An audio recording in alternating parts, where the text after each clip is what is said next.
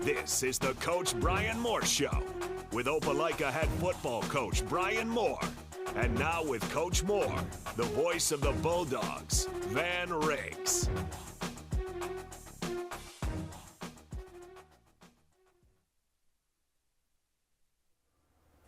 Good to be here another week on the Bryan Moore Show, another playoff edition here, semifinal edition as the Opelika Bulldogs get ready to take on the Auburn High Tigers inside Duck Sanford Stadium. We're going to start like we have each week here during the playoffs. We got defensive coordinator Adam Massey joining up with us. And Coach, congratulations on another exciting win inside Bulldog Stadium. It was fun to have a good playoff atmosphere and just a good all-around game. What stood out for you in that win? Oh, I mean, just, getting to play at home, just that environment. It was community deserved it, the kids, so that was a huge deal for us. But I just thought defensively, it's one of the more complete games that we've played, just from a communication standpoint, alignment, and just the basic fundamentals of it. So we got after it, chased the ball, and we gave up. We bent a little bit, but tighten it up in the red zone, and we're able to hold them to 3 field goals. So it was a great night, for us. First time that team all season had been held out of the end zone. So that was quite a testament to what the job that your crew did. And I think when I look back on that game, the way your linebackers played, not only the first group, but the second group of linebackers that came in there really did a good job holding them without much yards at all on the ground, running the football, and what a dynamic passing attack. Everybody had to kind of be on. Yeah, it was one of those deals going in where we knew, we were the stressing point for us was just limiting the explosives, because that's ultimately where they had kind of thrived, and so being able to do that was huge and contain zero to running back. If he got out, we knew it was going to be trouble, and so we did a really good job D-line wise, the linebackers fit it up. And then at this third level, man, the safeties and the corners, they fit everything up the right way and did a great job of tackling. And so we kept them in front of us, and so that was a big deal. That, the rushing yards, I think they ended up with like 37 or so. Of course, we had like 5 sacks, that took away some rushing yards for them. But, that was a huge part to kind of force them. We kind of felt like going in, I felt like they'd throw it 40 or 50 times, and that's what they did, coming into it. So, that's what I would have done, if I was on that side of the ball with that quarterback and those skill guys that they had. So it was a good night. Yeah, the way he likes to sit in the pocket, survey the field, and if you give him time, he's going to find somebody open. And we saw early in that game how he can fit it in a tight window, and you did a good job kind of moving him off his pocket and making him feel uncomfortable. Yeah, we definitely had to mix it up with him and bring a little pressure, play some zone, play a little man, just to try to change the picture up for him. He's just, we felt like going in, he was one of the better dudes that we had seen at being able to just stay in the pocket and be able to read and make some throws. And so we got to him early, and that helped a lot to be able to get him moving a little bit there. And so I thought, man, as a whole, it was one of just better nights of us, just ultimately doing what they're asked to do, coverage-wise, and being where they're supposed to be. We just got to figure out a way to get some sticky glue on some hands and catch the balls when they throw it to us. But it was a good one. Yeah, last 3 weeks defensively, I've done a tremendous job. It starts with the Carver game, the way you held that dynamic offense to just 14 points. And then, you had your hands full against Hewitt-Trussville in round 1, kept them at 21. Most of those were in the first half, or at least in the third quarter. Yeah. And then again this week, keeping them out of the end zone. Coach, what's been the big difference maker for this defense? At the end of the day, we're healthier, right now than we had been there for that little bit of stretch. And so we got some dudes back, and some guys that were limited a little bit are back full go. And so, man, at this time, to be healthy with all your guns, blazing, for us, is we can roll in guys, you keep guys fresher. So you get to the third quarter and we got some dudes that's got some fresh legs. And so that's been been a huge part of it. There is just getting back some pieces that we were missing. And that just allows us to do a lot more packages and just rotation-wise, just to keep some fresh legs. Yeah, and Carson Riddle, a guy too up front too, that was one of those guys that missed a couple weeks there in the key stretch, and boy, he's really come on. Yeah, he's played the best ball we've seen him play the last 2 weeks, and so he's a guy again that's a a dude is really the third guy inside that's been able to go and we had two guys, him and Josh, that were out, for couple weeks, and so we were basically down to two, and we had to take some kids from DN that were, fourth and fifth string guys out there and try to slide them in and play inside, and that, I mean, you're asking some kids to do some things that they may not be fully ready for, but that's been, Riddle is last couple weeks he's been doing what we knew he could do, just a really good motor that he has. No different this week, Coach. We said it last week. We said it the week before. You'll have your hands full again this week. Really good Auburn team. Already played them once, and you held them, to 17 points. One of those I know was on a trick play, and but they present so many different things to have to worry about too. From not only a running quarterback, but a lot of good receivers, and it's more through the air than it is the running attack, though. Yeah, 100%. I mean, it's with both of the cues that they have, they want to run them. It's a huge part of their rushing attack is for them to run it. But also with the skill guys they got, you can't blame them for spreading that thing out and throwing it around a little bit. So, I mean, that's been a huge part of their game, and they really, last 3 games have kind of gotten it rolling, even in a running attack. So. It'll be another great week, another great challenge for us going against another solid group on the other side. How do you keep the emotions in check? Because you can't overplay things. You can't get too caught up in the emotion sometimes, but sometimes it can fuel you a little bit on defense more so than it can on offense, I think. Yeah, it's, we say it all week, man, it's just momentum, part of it. But, I mean, ultimately, in between the whistles, you got to play with edge, but you got to be able to control that, as well. But I think, man, the guys we got and the coaches we got do an incredible job of really, pushing them to do that throughout the week and practice. And then that way Friday night is, game slows down a little bit, if you're playing that way. But you got to play with edge. That's right. 100%. But it's got to be a little controlled rage, on our side of the ball, really both sides of the ball, to be able to maximize the potential that you got. Hopefully they were saving those interceptions too for this week. So. That'd be nice. Yeah, that would be great. Defensive coordinator Adam Massey, we'll let him go off. We got to bring up J.D. Atkins, offensive coordinator at Opelika, and of course, with another week in the playoffs also means another week of the Opelika Bulldog football luncheon as well, which will be taking place Thursday, First Baptist Church in Opelika, and that starts up at noon. Go ahead and RSVP, let everybody know you'll be there, and we hope you're there as well because Coach Massey, Coach Atkins, and Coach Bryan Moore will be there previewing the Auburn game on Friday night, and Auburn fans will have to let you no Auburn fans at the lunch. It's just Opelika luncheon. So, J.D. Atkins, welcome in. Glad you're with us. When you're playing somebody so close, you got to let people know you may have somebody, try to come in and get a little, tidbits or something about the game. Yeah. You never know, you're right. No.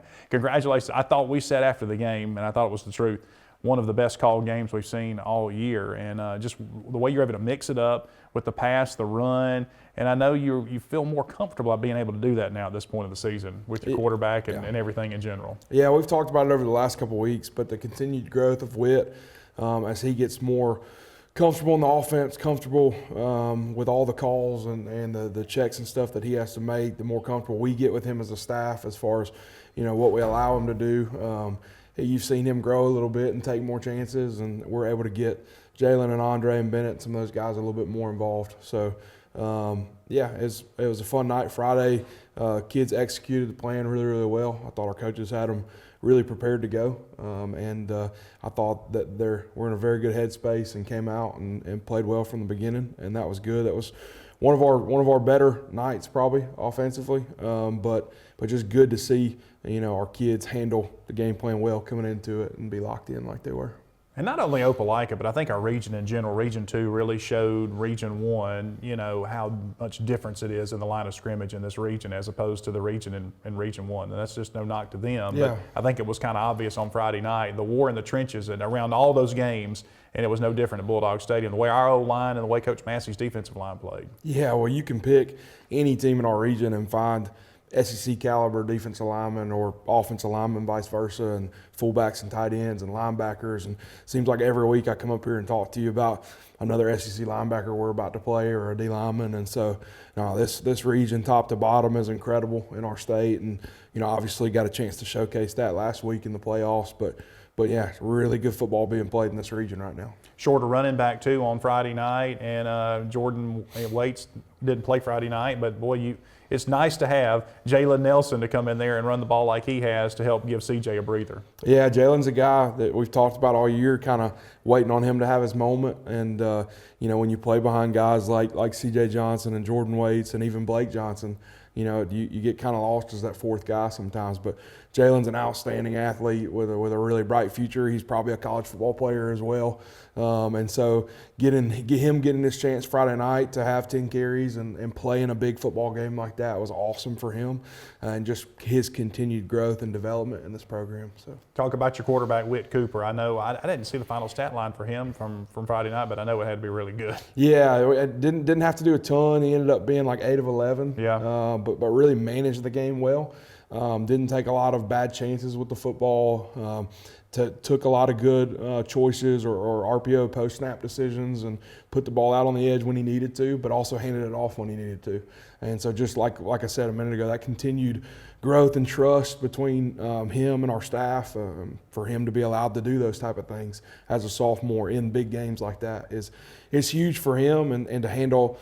We talked about some of the away game environments, but kind of on the flip side of that, to handle that home game environment, that was a wild environment Friday night, and a really awesome spectacle that a young kid can get lost in sometimes. And so to see his maturity there and handle it and not flinch was awesome as well. So Auburn's really good up front, good in the middle, but their linebackers a lot like Hewitt-Trussville's linebackers. Very talented group there in that second level of defense, and they've got good secondary guys that are going to, probably, one-on-one our wide receivers. So talk about kind of a plan against Auburn. Yeah, really good group. Kind of like you said, the linebackers make them go. 3 and 11 and 25 are really good football players. And Coach Goolsby does an outstanding job with them. And so they're going to be right. They're going to be fast to their fits. You're not going to get them with a lot of like misdirection and things like that. They're going to be where they're supposed to be. They're a well-coached group, just like our group is. Yeah. On the back end, you got number 1, the corner's a pretty good player, college football player, and then got a few younger DBs that are future college football players as well. And then up front, obviously the highlight is 99, the big nose. Who's a Division I commit, and got some other players as well that are coming on as of later in the season. So a really, really good group. They're very confident in what they do and how they approach things. And so when you play a group like this, it's a little different than some of the other groups as far as you also know where they're going to be and what they're going to be doing. And so just a battle of who's going to execute and who's going to make plays when it's time to make plays. This is one of those games, too. It's all hands on deck. You never know for them what player that's been playing defense may come over and play offense. Same thing with Opelika. I know it's just one of those things, kind of like we saw with CJ coming over and playing defense against Central. In those big games, your best players just find a way to make differences. Yeah, there will be nothing held back in this game on either side. I'm sure everyone will throw every shot they have and do everything they can to win this game.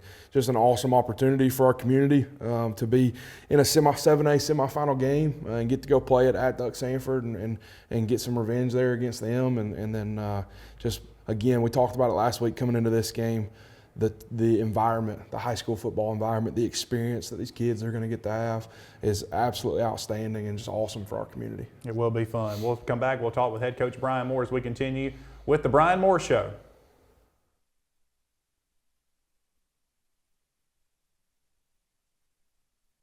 Welcome back in on the Bryan Moore Show. Alongside Coach Bryan Moore, I'm Van Riggs, and I want to thank our presenting sponsor each week of the Bryan Moore Show, Glenn Smith Chevy GMC in Opelika. Is at 62 off I-85. Well, Coach, congratulations. Here we are, semifinals of the 7A playoffs, just like you hope you'd be when the 7-on-7 start, when the preseason workouts start. You want to be here with a chance to get yourself to Birmingham in the Super 7. And, boy, you couldn't draw it up any better than this. Just let's play the rival again and pack out one of our stadiums. It'll be Duck Sanford Stadium on Friday night. Yeah, obviously it was a great night last week. The Hewitt-Trussville game we've already talked about was a good one, and then all the way back to Carver. You think about that was a playoff game. Really is how we had to treat it, and just thankful to be playing better. there was a frustrating couple of weeks in there, and just a year of adversity, but sometimes you don't know why you're going through those things, what you're dealing with, and now we're starting to figure it out because our team's very connected. Our team is, senior led. We've got some guys, some our best players are our best leaders, and when that starts to happen, guys like Jordan Waits, and we expect him to play, and Blake Johnson and those guys, and LaKedrick and all those guys that are leaders on our team, Josh Davis, I just think that they're starting to embrace the fact that this could be it. That they're embracing. It just gives you a little something extra. I'll text them and stuff randomly and say, look, don't let this be the last, Wednesday morning practice of your career. And just I want them to remember, how hard you have to practice to be successful in games like this.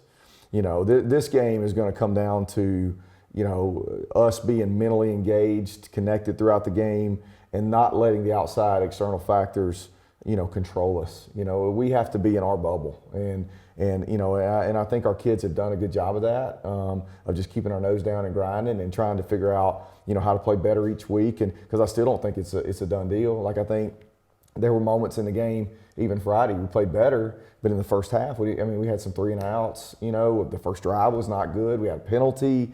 Some things we got to continue to clean up. And I think if we do, we'll give ourselves a chance, this week and hopefully the next.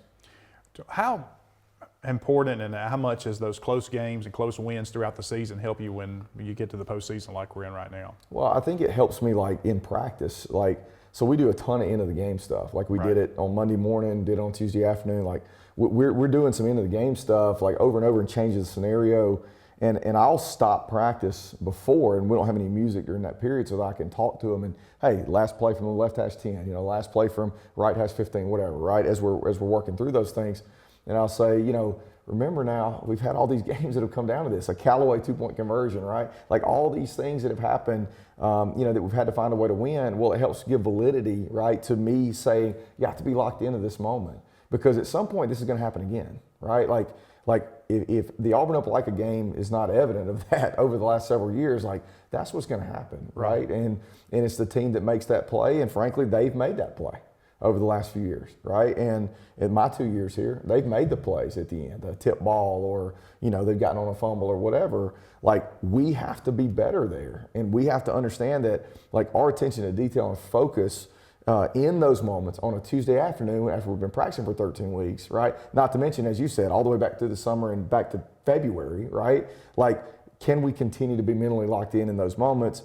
Because that's going to define this game, and I think our kids have to buy into that, and I think they are.